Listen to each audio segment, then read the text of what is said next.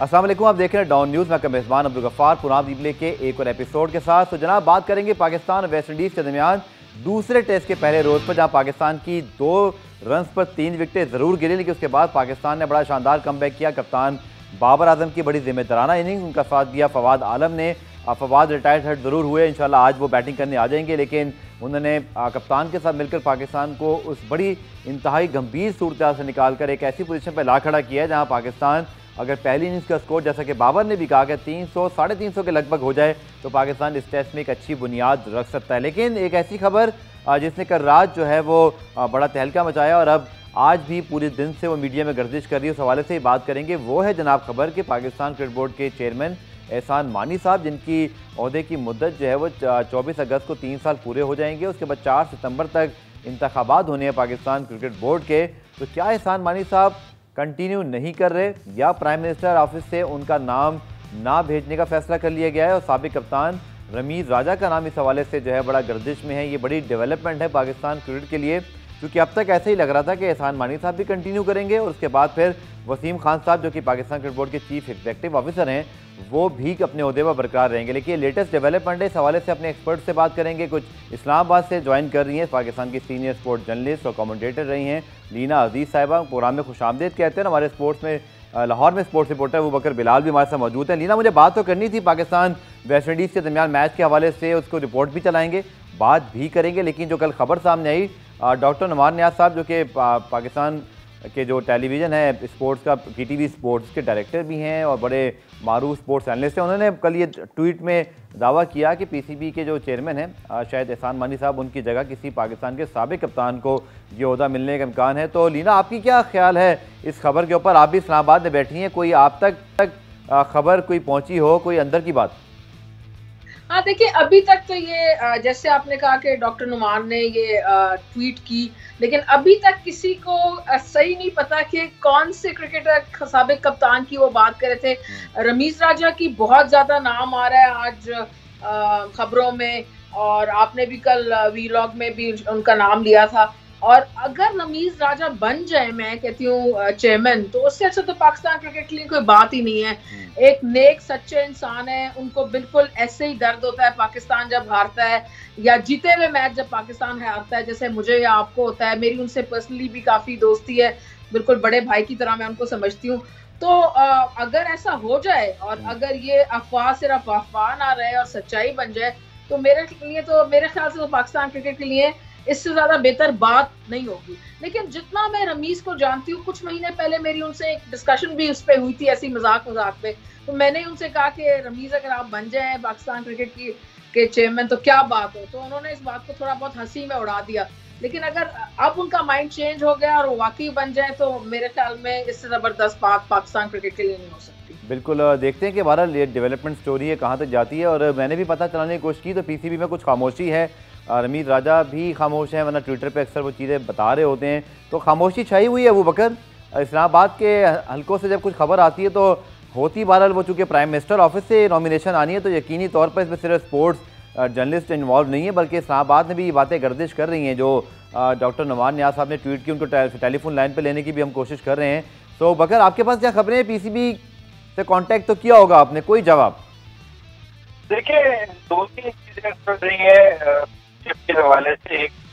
एक हल्का स्टाफ बैठा ये बात कर रहे आजम जो है कश्मीर टीम में लिए जो पाकिस्तान में किरदार अदा किए, उसकी जो है वो काफी ज्यादा हिस्से हैं, जिनके अंदर राय ये भी चाहते हैं कि मिर्जापुर और यार आजम से चेक किए और बताए पाकिस्तान क्रिकेट बोर्ड ने जिस तरीके से किरदार अदा करना था, जिस तरीके से क्रिकेट बोर्ड ने पेंडा किया, और वो भी सारे मामला लेकिन पाकिस्तान कोर्ट इस दौरान जिस पर कहीं जो है वो नाराज जरूर है, या कुछ वजीर एहसान मानी से आपको पता हो, खुशबल जो है वो IC ने जो है वो 2 सजेस्ट किए नेशन के लिए, उनके अंदर असदुल्ला है और एहसान मानी। तीसरा नाम अभी नहीं हुआ, चेंज रह सकते हैं ये नाम किसी भी वक्त। अब जो IBC तरफ से जो 2 आए हुए हैं उनके तो असदुल्ला और एहसान मानी। जी जी। ये भी अबू बकर को दोबारा रिकनेक्ट करते हैं कि आवाज़ में कुछ प्रॉब्लम ज़रूर है, लेकिन दोबारा रिकनेक्ट करके पूछते हैं। लेकिन एहसान मानी साहब का अगर दौर देखे लीना, तो इंटरनेशनल क्रिकेट का जो रिवाइवल है, टू बी ऑनेस्ट, जो शहरियार साहब ने, नजम सेठी साहब ने शुरू किया था, उसको बड़ा आगे पाकिस्तान क्रिकेट बोर्ड ने बढ़ाया। बतौर इदारा ट्रांजिशन बेहतर रही कि श्रीलंका, बांग्लादेश ने टेस्ट मैचेस के लिए साउथ अफ्रीका खेला, लेकिन वो जो बहुत सारे डिसीजन हैं, जैसे कि मिसबाहुल हक की अपॉइंटमेंट एज अ कोच, जिस तरह वो बिल्कुल ही आउट ऑफ द वे जाके लगती है, फिर उनके बाद कभी अजहर अली कप्तानी चली जाती है, फिर मिसबाह एक 3 ओहदों पर आते हैं, फिर एक ओहदा रह जाता है, बाबर आजम कप्तान है, लेकिन टीम सेट नहीं हो पाई इस पूरे 2 साल में। सो परफॉर्मेंस टीम की इतनी अच्छी नहीं है, बोर्ड की शायद इतनी बुरी नहीं हुई। हाँ देखिए, एक वजह जो है ना, जो आप ये कह रहे हैं कि जो टीम सेट नहीं हो पाई, वो मेरे ख्याल में जो सबसे बुरा डिसीजन है वो ये है कि क्रिकेट बोर्ड 2 लोग चला रहे हैं। यानी कि पाकिस्तान में ईगो क्लैश बहुत एक बड़ी चीज है और बुरी चीज भी है। जब वसीम और मानी साहब 2 लोग हैं, तो अंग्रेजी की एक मिसाल है कि too many cooks spoil the broth. तो किसी को पता है, एक बंदा एक डिसीजन लेता है, दूसरा डिसीजन लेता है, 2 पार्टीज बन जाती हैं। फिर मानी साहब से कई दफा मेरी कुछ मामलात पे बात हुई है, तो वो कहते हैं कि मेरा ये डोमेन नहीं है या ये मेरा डिसीजन मेकिंग नहीं है। जी। तो मतलब इस तरह की जब चीजें होती है ना, तो कंफ्यूजन पैदा होती है। जब कंफ्यूजन पैदा होती है, क्लियर थिंकिंग नहीं होती, क्लटर्ड थिंकिंग होती है, मिक्स्ड अप डिसीजंस आते हैं, तो जाहिर है टीम की परफॉर्मेंस पे तो रिफ्लेक्ट करेगा वो। टीम को क्या चाहिए होता है?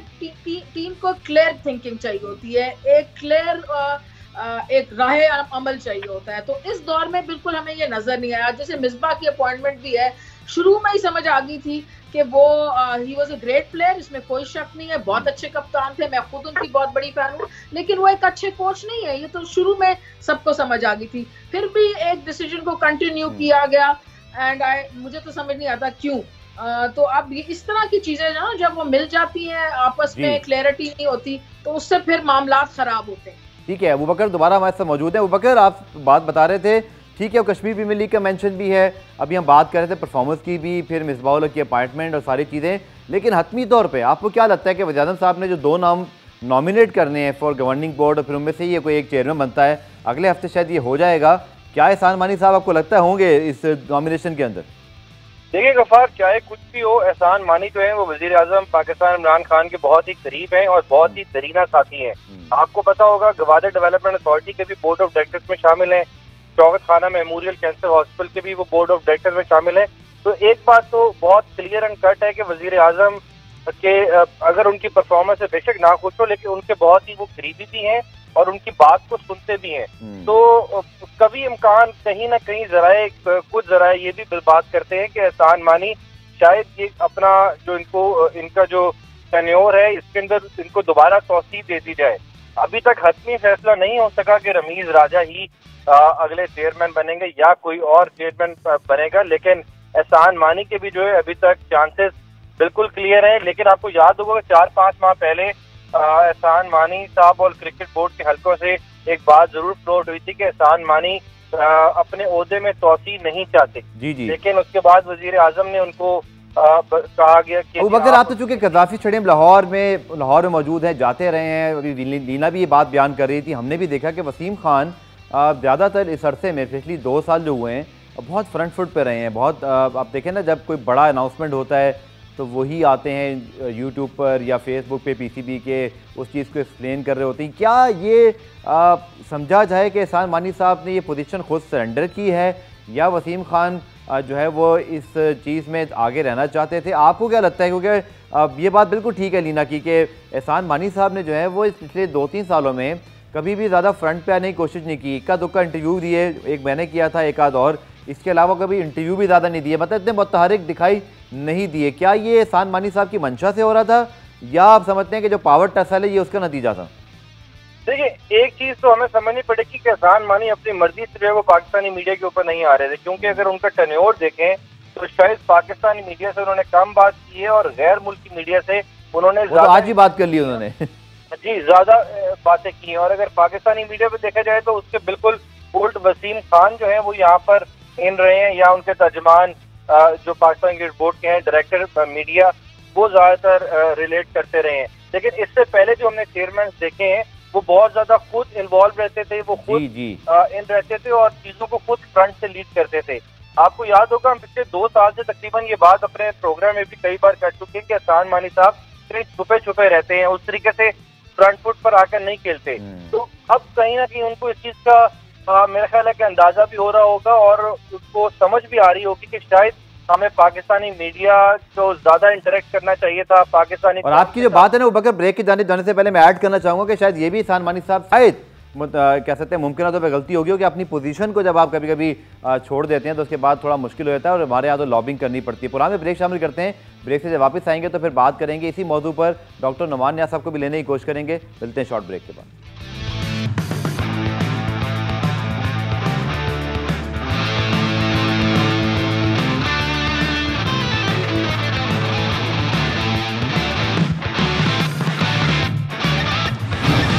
प्रोग्राम रिप्ले में खुशामदीद और हम बात कर रहे हैं जनाब पाकिस्तान क्रिकेट बोर्ड के चेयरमैन एहसान मानी साहब की और इसके साथ साथ जो आपको पता है कि अगले हफ्ते पाकिस्तान के वज़ीर-ए-आज़म इमरान खान साहब ने नॉमिनेशन करनी है 2 गवर्निंग बोर्ड के अंदर, तो क्या एहसान मानी साहब उसमें मौजूद होंगे। लेकिन लीना अगर हम बात करें पाकिस्तान टीम की परफॉर्मेंस की तो ये जो मिसबाह-उल-हक की अपॉइंटमेंट है इसके बाद हमने देखा कि पाकिस्तान के यहाँ ज़रूर सीरीज़ हुई, पाकिस्तान ने जीती भी, लेकिन जो बैरून मुल्क कारकर्दगी सिवाय साउथ अफ्रीका के इतनी कोई मुतासिर कुन नहीं रही। तो क्या वज़ीर-ए-आज़म साहब क्रिकेट में जो मसले मसाइल हैं उसको अदराक करते हुए ये तब्दीली जो है वो करने मजबूर हो रहे हैं, या आप समझते हैं कि एहसान मानी साहब ज़ाती तौर पे शायद कंटिन्यू ना करना चाह रहे हो? आपकी क्या राय है, क्या परफॉर्मेंस ऐसी है बहरहाल कि एक्सटेंशन दी जाए?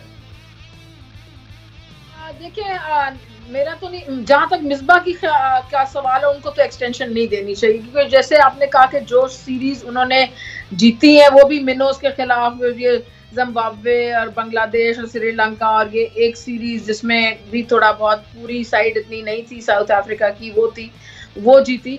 तो जाहिर है मिसबा की तो मेरी नज़र में तो एक्सटेंशन नहीं बनती एज अ कोच, लेकिन क्योंकि वर्ल्ड कप के लिए टाइम कम है तो पता नहीं क्या होगा क्या नहीं होगा, किस तरह इसको हैंडल करेंगे। जहां तक मानी साहब की बात है, देखिए मैं उनको पर्सनली बड़ा पसंद करती हूँ, मेरे ख्याल में वो बड़े सिंसियर आदमी है, क्रिकेट का भी उनको पता है, बड़े डिसेंट आदमी है। लेकिन जब आप एक डिसेंट इंसान के, एक सिंसियर इंसान के सर पे एक और इंसान लगा देंगे और एक पावर टसल होने लगेगी, ईगोस की बैटल होनी शुरू हो जाएगी, तो फिर वो जो है ना वो इफेक्टिव नहीं रहेंगे।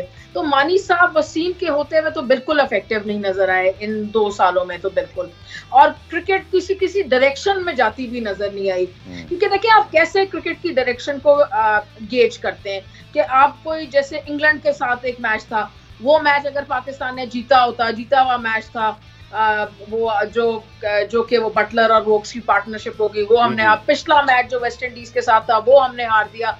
इस तरह के बहुत से मैचेस हैं जो अंडर मिसबा और अंडर मानी साहब हमने हारे। तो डायरेक्शन इसी तरह गेज करते हैं कि भाई क्रिकेट की कहाँ आपकी परफॉर्मेंस जा रही है। आप T20 के नंबर 1 टीम थे, अब आप नंबर 1 टीम नहीं है। तो ये वनडे आपकी कहीं भी नजर नहीं आ रही, वनडे आपकी बहुत बुरी परफॉर्मेंस नजर आई है, तो कहीं इंप्रूवमेंट होती नजर नहीं आई। तो इस लिहाज से तो मानी साहब का कोई जवाब बनता नहीं है, लेकिन उनको एक बेनिफिट और डाउट इस बात का जरूर जाता है कि उनके सर पे जब वसीम साहब बगैर किसी वजह के लाके बिठा दिए तो उनकी अपनी जो डिसीजन मेकिंग पावर्स थी वो भी कॉम्प्रोमाइज हो गई। तो मतलब इस तरह अगर चले जी, जिन्होंने ये बात की थी वो मेरे साथ मौजूद है, मैंने जिक्र किया था डॉक्टर नुमान नियाज़ साहब। डॉक्टर साहब, मुझे लगता है कि जब 2 रन पे 3 आउट हुए तो आपने सोचा कि बड़ी तनकीद होगी तो मैं एक ट्वीट कर दूं, ये तो खैर मजाक की बात है, लेकिन आपके ट्वीट के बाद ऑब्वियसली ये चीज़ बड़ी आज खबरों के अंदर है। डॉक्टर साहब, मैं आपसे डोटो की पूछ लेता हूँ, क्या लगता है आपको जो आपने ट्वीट किया, एहसान मानी साहब not going to get extension, and साबिक कप्तान जो भी आप चलें बता सकें, अगर नाम आपको पता है, लेकिन रमीज राजा गलो साहब का नाम लोग ले रहे हैं, आप क्या कहना चाहेंगे मजीद? डॉक्टर नुमान नियाज़ साहब की कॉल डिस्कनेक्ट हुई है, उनको दोबारा लेते हैं। वो बकर की तरफ मैं वापस बढ़ता हूँ। बकर, प्लीज़ बताइएगा कि वसीम खान साहब, चूँकि उनका एक्सटेंशन तो खैर फरवरी में जाके जो है वो फैसला होना है, बट आपको कुछ वाइब्स मिली क्रिकेट बोर्ड से कि एग्जैक्टली मैंने तो पता किया तो मुझे तो खामोशी वाला एलिमेंट लगा, जैसा कि सब कुछ जो है वो जो बातें हो रही हैं मीडिया में उसमें कहीं ना कहीं सदाकत मौजूद है। कोई देखिए ना, आपको पता है चेयरमैन की पोस्ट ऐसी है, आपको याद होगा आई थिंक राशिद लतीफ़ साहब ने बात की थी तो मेरे शो में एहसान मानी साहब ने आके इसको डिनाई कर दिया था, कोई डिनाइल नहीं आया अब तक। जी अबू अबू बकर, आप मुझे सुन सकते हैं? जी, मुझे आपकी आवाज आ रही है। पाकिस्तान क्रिकेट बोर्ड से जो मैंने भी बात करने की कोशिश की है, तो उधर से तो बिल्कुल ज्यादातर खामोशी ही है और वो इस चीज को डिनाई कर रहे हैं कि एहसान मानी साहब जा रहे हैं। हालांकि कुछ मीडिया चैनल ने तो यहाँ तक कह दिया कि उनका सामान भी जो है वो भी पैक कर लिया गया है और वो क्रिकेट बोर्ड का ऑफिस जो है वो छोड़ने के लिए बिल्कुल तैयार है। ताहम पाकिस्तान क्रिकेट बोर्ड तो इस बात को बिल्कुल एक्सेप्ट नहीं कर रहा। दूसरी तरफ जहाँ तक बात है रमीज राजा साहब की, तो देखा जाए तो वो as a chief executive officer Pakistan cricket board में पहले भी काम कर चुके हैं। 2003 के अंदर शहरियार खान अपना जनरल रिटायर्ड तौकीर जिया साहब इनको लेकर आए थे और फिर 2005 में शहरियार खान के होते हुए इन्होंने ये अपने ओहदे सुबुकदोश हो गए थे। और उस वक्त भी जो क्लैश था वो यही था कि रमीज राजा क्योंकि ऑनरी जॉब के अंदर पाकिस्तान क्रिकेट बोर्ड के साथ मुंसलिक थे, तो वो अपनी कमेंटेटर का जो वो काम करते हैं वो नहीं छोड़ रहे थे और पाकिस्तान इंडिया। चलिए, आपने जो कहा ना कि बड़ा टफ फैसला होगा रमीज राजा साहब के लिए, वसीम अकरम के मुतालिब भी ये कहा जाता है क्योंकि उनकी कमिटमेंट बहुत है इंटरनेशनली कमेंट्री के हवाले से, तो शायद वो इसलिए ज्वाइन नहीं कर पाते। पुराने में ब्रेक शामिल करते हैं, ब्रेक से वापस आएंगे तो पाकिस्तान वेस्ट इंडीज़ का जो दूसरे टेस्ट का जो पहला रोज़ है उससे बात करेंगे। मिलते हैं शॉर्ट ब्रेक के बाद।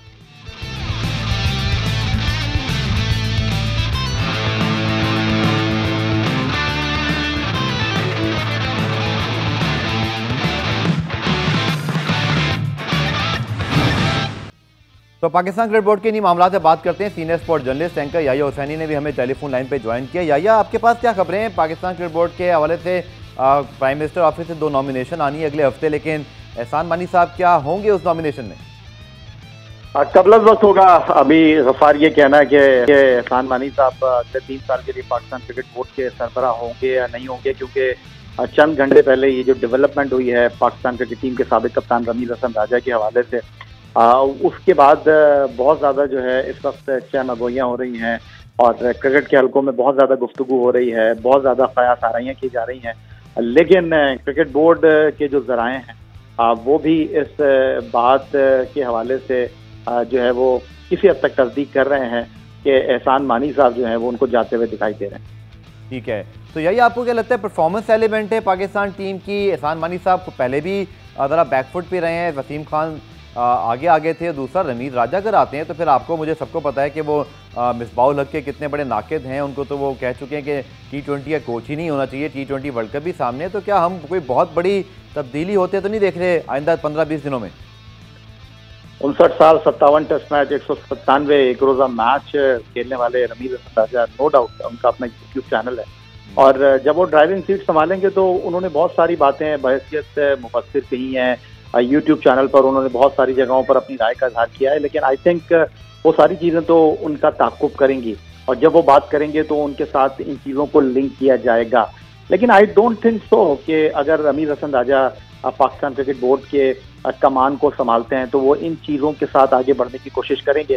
सोच अलग हो सकती है, लेकिन रमीज हसन राजा को एक मौका मिलेगा तो अब देखना ये है कि वो किस तरह काम करते हैं, क्योंकि अगर एहसान मानी साहब की आप बात करते हैं, वसीम खान साहब की आप बात करते हैं, और दोनों ने इब्तदा में आकर यही बात की थी कि वो डिपार्टमेंट क्रिकेट को बंद नहीं करना चाहते। 6 टीमों के कॉन्सेप्ट के हवाले से वसीम खान के अलग ख्यालात थे, लेकिन जब वज़ीर आज़म पाकिस्तान ने उनको कहा कि आपको ये करना है तो फिर उनके पास कोई चारा नहीं था। जहाँ तक वज़ीर आज़म पाकिस्तान का डोमेस्टिक क्रिकेट में 6 टीमों का विजन है, उस पर रमीज हसन राजा खासे कन्विंस नजर आते हैं, तो मुझे नहीं लगता कि प्रॉब्लम होगी। हाँ, टीजिंग प्रॉब्लम डेफिनेटली होंगी, डेफिनेटली बहुत सारी जगहों पर उखाड़ पछाड़ भी होगी, लेकिन ये सब चीज़ें आने वाला वक्त इस बात का खुलासा करेगा। बिल्कुल, याहिया जैसे आपने कहा कि आइंदा हफ्ते शायद हमें लगता है कि इस चीज़ की क्लैरिटी आ जाएगी। लीना, आखिरी सवाल आपसे, फिर इस टॉपिक को जो है वो यहीं पे हम इख्तिताम करेंगे। लीना, आपके ख्याल में रमीज राजा साहब की अपॉइंटमेंट अगर होती है तो मिसबाहुल हक आपको दिखाई देते हैं उहदे पर, क्योंकि बड़े नाकिद रहे हैं रमीज राजा उनके? हाँ, नहीं देखें, जैसे रमीज से मेरी पर्सनली भी बहुत बात होती रहती है एंड जैसे मैंने पहले कहा कि वो एक जबरदस्त आदमी है, उनके बड़े क्लियर कट थिंकिंग है, लेकिन जब आप एक ओहदे पे आ जाते हैं तो आपको थोड़ा सा उसका भी थोड़ा सा टाइम लगता है उसके साथ एडजस्ट करने में भी। तो आई होप कि अगर वो आ जाए तो पहले तो ये कम से कम T20 से पाकिस्तान क्रिकेट में हमेशा वर्ल्ड कप के बाद तब्दीली होती थी, लेकिन इस सिनेरियो में लग रहा है कि वर्ल्ड कप से पहले ही कोई बहुत बड़ी तब्दीली के इम्कानात। याहिया और लीना, आप दोनों का बहुत बहुत शुक्रिया। प्रोग्राम में ब्रेक शामिल करते हैं। ब्रेक से जब वापस आएंगे तो एक पाकिस्तानी रेस बाइकर हैं जो कि दुबई बेस्ड हैं, पाकिस्तान में कुछ करना चाहते हैं, उनसे आपकी बात करवाएंगे। मिलते हैं शॉर्ट ब्रेक के बाद।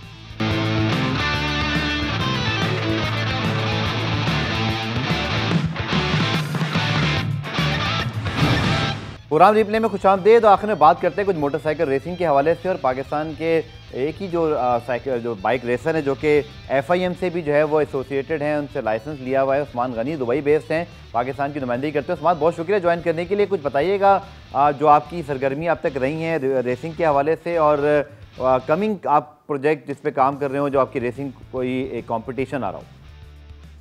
जी, थैंक यू वेरी मच। फिलहाल तो ऑफ सीज़न है, ट्रेनिंग चल रही है, लेकिन इंशाल्लाह रेस सीज़न शुरू होगा अक्टूबर के एंड के अंदर, तो उसकी तैयारियां चल रही हैं फिलहाल। लेकिन जो उससे बड़ा प्रोजेक्ट फिलहाल जो चल रहा है वो पाकिस्तान में ट्रैक बनाने का है, क्योंकि कुछ अर्सा पहले मैंने बात भी की थी, मैंने न्यूज़ में देखा था कि डॉक्टर फहमीदा उन्होंने भी बात की थी पाकिस्तान के अंदर स्पोर्ट्स क्रिकेट से हट के दूसरे स्पोर्ट्स के ऊपर फोकस करने की। तो पाकिस्तान में जो ट्रैक बनाने का इरादा है उस वक्त उसी के लिहाज से बात की थी कि जो प्रोग्रेस ये है कि इस मुल्क के अंदर जहाँ पे लोगों के पास फिलहाल खाने को नहीं है, पीने को नहीं है, घर नहीं है, इस वक्त अगर मैं गवर्नमेंट से एक्सपेक्ट करूँगा 100 मिलियन दे के वो ट्रैक बनाने, तो एक नाजायज़ सी बात होगी। तो इसलिए हम उनकी मदद कर सकते हैं कि जो रिसर्च का है पूरा कि भाई किस तरीके से बनना है, क्या करना है, कितने पैसे लगेंगे and all of these things. This is something that I am doing along with the team of my few friends and everybody involved, ताकि हम कल को सारा काम खत्म करके फिर हम गवर्नमेंट के पास जा सकेंगे, जी आपकी सपोर्ट की जरूरत है, इस तरीके से बनाना है। तो ये काम जो है फिलहाल फुल जोरों शोर से चल। अच्छा, आपने कहा ना खाने पीने के बाद वो एक बहुत मामूली सा तबका उसके पास नहीं है, वरना वहाँ पाकिस्तान में पैसा 12 लोगों के पास काफ़ी अच्छा भी मौजूद है और हम देखते हैं कि सब लोग इस हवाले से जो है वो खेलों की सरगर्मियाँ करते हैं। आखिर में उस्मान क्विकली बताइएगा, टाइम कम है, आप समझते हैं पोटेंशियल है पाकिस्तान में, और क्या हमारी गवर्नमेंट, चूँकि देखें आप सिर्फ PSB का एक बजट जो है ना वो 1 अरब रुपए पूरे साल का है, वो अलग बात है कि 30% सैलरीज पर चले जाते हैं, पैसा बहुत है, इम्प्लीमेंटेशन नहीं हो रही। तो क्या हमारे पास बन सकता है सही ये पूरा जो बाइक रेसिंग है, और दूसरा पाकिस्तान में पोटेंशियल है इसका?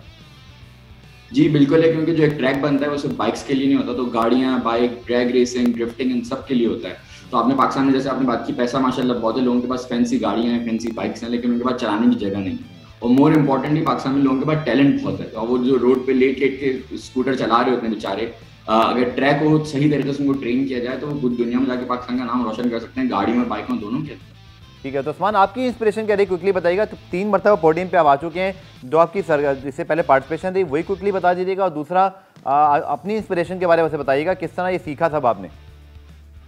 मैं तकरीबन पिछले 8 साल से काम कर रहा हूँ रेसिंग, पिछले 3-4 साल से कोचिंग भी कर रहा हूँ, और इंस्पिरेशन यही थी कि मैंने देखा कि एक ऐसा प्लेटफॉर्म है जिसके अंदर पूरी दुनिया के हर जगह से लोग आते हैं और झंडा लहराते हैं, लेकिन पाकिस्तानी कोई भी नहीं है। और मुझे हमेशा बचपन से गाड़ियों का और बाइक्स का बहुत शौक था, तो मैंने कहा चले एक ऐसी फील्ड ऐसी है इसके अंदर मैं पाकिस्तान का नाम भी रोशन कर सकता हूँ। अल्लाह ने थोड़ा सा हुनर दिया था, तो मैंने कहा बस पाकिस्तान का नाम रोशन करने के लिए ज़रूर करूँगा इसके अंदर, और अल्लाह का लाख लाख शुक्र है कि पाकिस्तान की नुमाइंदगी करता हूँ और जितना कर सकता हूँ अपने से हमेशा पूरी कोशिश करता हूँ पाकिस्तान का नाम रोशन करें। ओके, आखिरी सवाल आपसे उस्मान के कमिंग आपकी जो कंपटीशन कौन सा आ रहा है, उसकी तैयारी कर रहे हो आप?